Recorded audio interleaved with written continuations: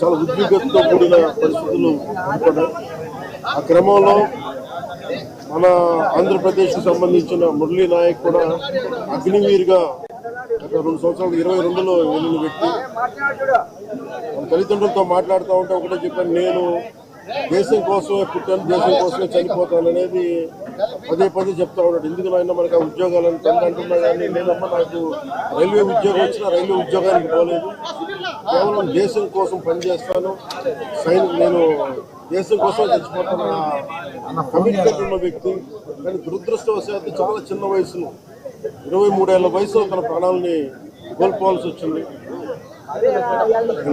పదే పదే మొన్న కూడా ఏం చెప్పారంటే, నిజంగా ఉగ్రవాదుల తూటాలు కానీ సరిహద్దుల యుద్ధాలు కనుక జరిగితే దాని పర్యావసరం, దాని ప్రాణాలు మొత్తం సమస్త భారతంలో కనిపిస్తూనే ఉంటాయి, దాన్ని ఎక్కువ అవుతూనే ఉంటాయి. దానికి ఒక బలమైన ఉదాహరణ మురళీ నాయక్ గారి మరణం. చంద్రబాబు గారి తరఫున, అలాగే నరేంద్ర మోదీ గారి తరఫున ఇక్కడికి మంత్రివర్గం అందరం ఉన్నాం. ఇక్కడ అందరం కూర్చొని మేము ముగ్గురం కూర్చొని ఇందాక గౌరవ ముఖ్యమంత్రి గారి సూచనల మేరకు ఇందాక సోదరులు మన లోకేష్ గారు చెప్పినట్టుగా దాదాపు 50 లక్షలు ఎక్స్గ్రేషియా ప్రకటిస్తూ ఉన్నారు.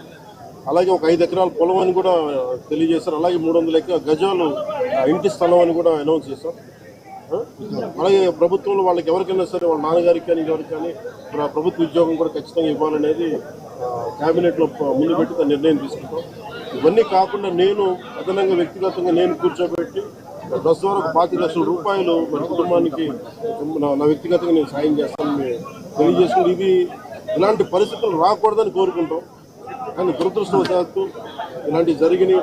మనం అందరం ఇలాంటి పరిస్థితుల్లో భారతదేశ ప్రభుత్వానికి, ప్రధానమంత్రి గారికి, అగ్ర నాయకత్వానికి, ఆర్మీకి, నేవీకి, ఎయిర్ ఫోర్స్కి, ఎంటైర్ డిఫెన్స్ ఫోర్సెస్కి ఇది మనం అండగా ఉండాల్సిన సమయం.